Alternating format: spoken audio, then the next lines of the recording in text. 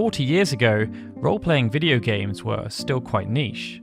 Dungeons and Dragons had a cult following that inspired imitators on early PCs, but the genre didn't truly gain recognition, in Japan at least, until 1986, when a game called Dragon Quest was released on the Nintendo Famicom. Its success brought RPGs to the masses, and its sequel, which followed soon after and further raised the series' profile and that of the genre, led to massive lines of customers queuing outside of retailers just to get their hands on a copy at launch.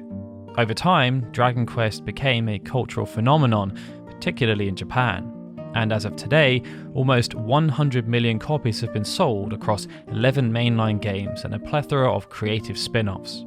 But even though times have changed, the first two games have maintained a special place in the hearts of many gamers, and this has seen Enix already re-release them as a double pack numerous times, with perhaps the most notable being the Super Famicom version in 1993, which was then ported to the Game Boy Color in 1999. But that was a long time ago, and after the success of the Dragon Quest III HD-2D remake last year, we're set for the original two games to get similar treatment, something that would allow newer fans an opportunity to learn how it all started, while offering veteran players plenty of new bells and whistles.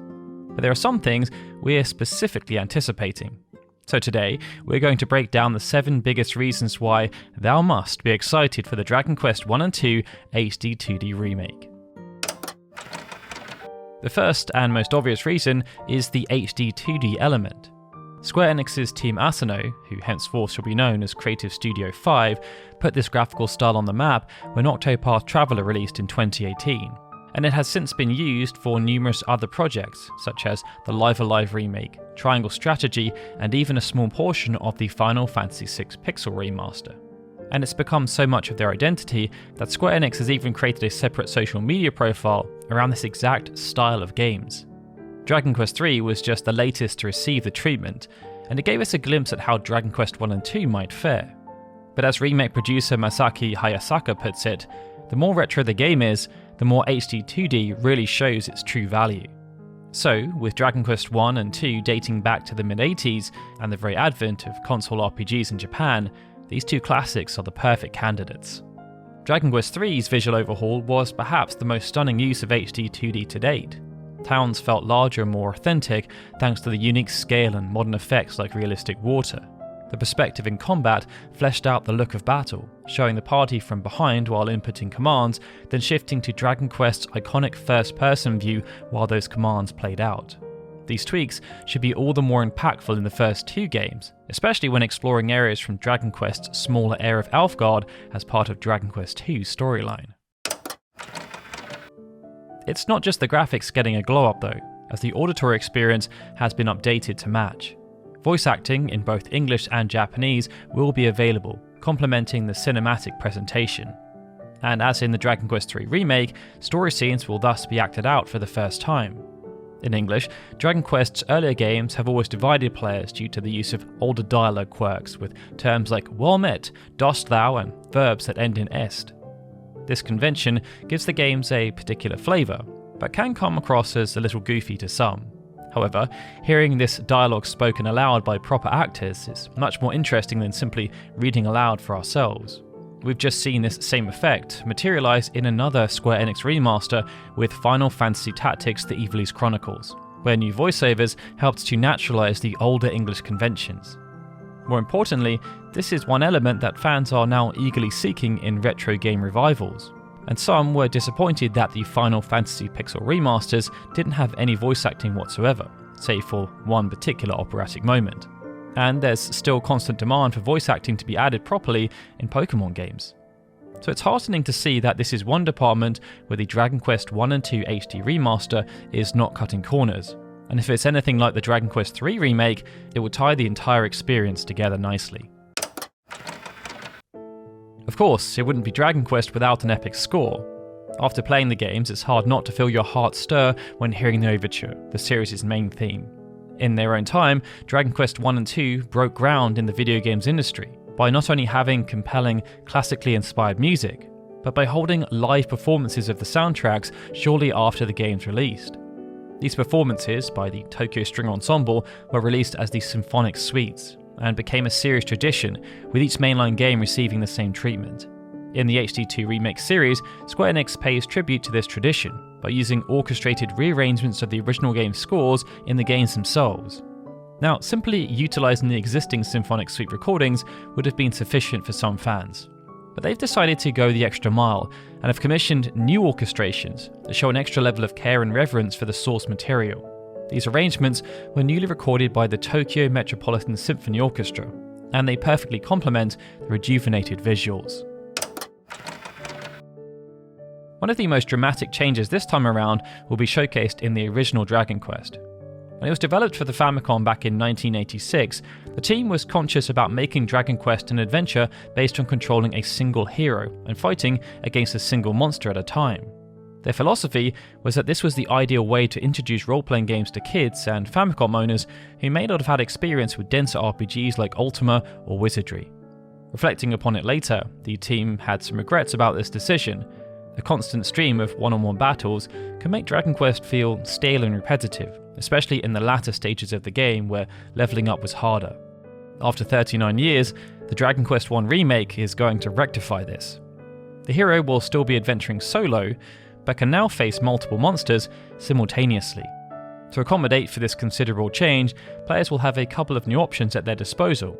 Spells that hit multiple targets have been incorporated to even the score, and sigils, which originally appeared as part of Dragon Quest II's story, will now be available in Dragon Quest I, along with new scrolls which can be used to upgrade certain attacks and spells or unlock new techniques. These additional means of acquiring skills will help to diversify the lone hero strategy, while also allowing players to have more power over their avatar's growth. The hero will also face monsters that are new to this edition, but may be familiar to series veterans, and parts of the quest have been subtly reorganised to make the experience more fulfilling.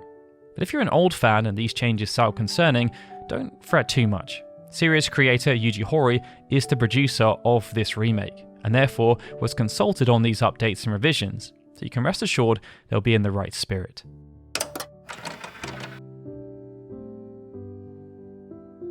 The Dragon Quest II Remake is also receiving a similar refinement, as it's expanding the scope of the gameplay experience by adding a new, fourth playable party member, the Princess of Connacht.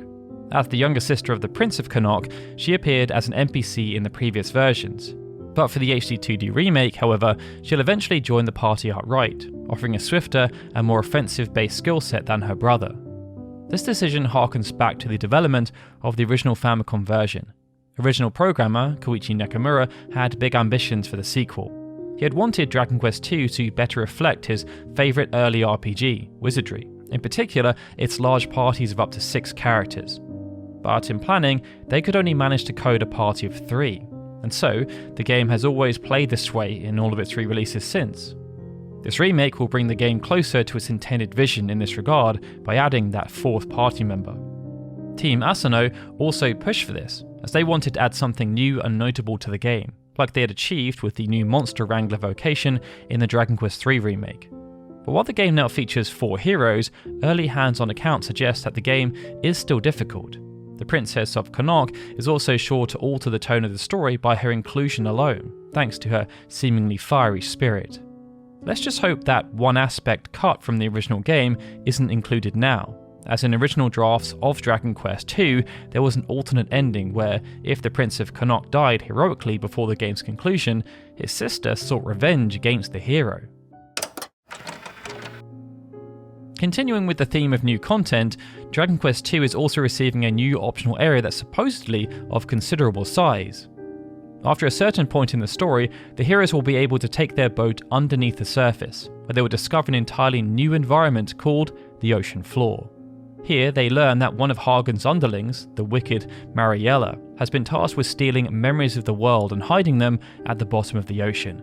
The heroes can then embark on an entirely new questline, helping to recover the living memories on behalf of the fairies. Along the way, they'll encounter many new enemies, visit a ghost ship, and a mermaid town, while also exploring a brand new dungeon and earning a plethora of rewards for their efforts. But even the way the heroes and their ship are encased in air bubbles to help them explore oozes Dragon Quest's unique charm. This underwater region just seems like a massive extension to the original game, which could enrich the entire experience. Considering these two classics can be a little short to some, especially for those who have played them before, this infusion of new content is exactly what the remake needed. That then brings us on to the last reason. A surprise teased by Yuji Horii last year that can supposedly be unlocked by those who complete the HD-2D remakes in chronological order. That means finishing Dragon Quest III first, then 1, and then 2. It's still unclear what exactly he means, though it can be easy to speculate. And if Dragon Quest III is anything to go by, fans could be in for a vast world of additional content. Last year's remake featured a staggering amount of post-game expeditions for worthy adventurers, with it including bonus content from previous versions like the super boss Zenlong, or brand new challenges like the Temple of Trials. It also helped to flesh out the lore of the series, and particularly the original trilogy of games, with several scenes and bits of information scattered throughout, like expanding the story of Ortega, the hero's father. Now that the trilogy is being presented to players chronologically for the first time, which admittedly is a choice not all fans are thrilled with, we hope the Dragon Quest I and II HD-2D remakes will continue to grow the series' lore, and offer the same kind of expanded gameplay experience as in Dragon Quest III. Though these games laid the foundation for the series in the 80s, Dragon Quest has changed a lot since then, and this overhaul has allowed the creators a rare opportunity.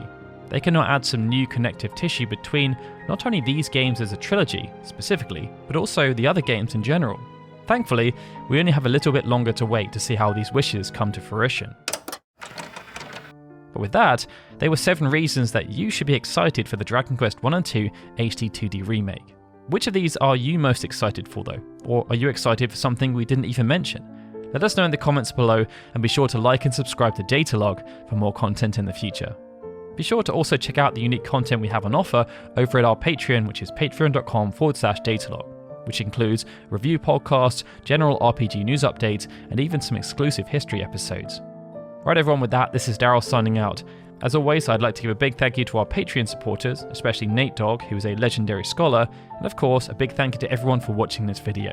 I'll see you all again soon for more RPG goodness.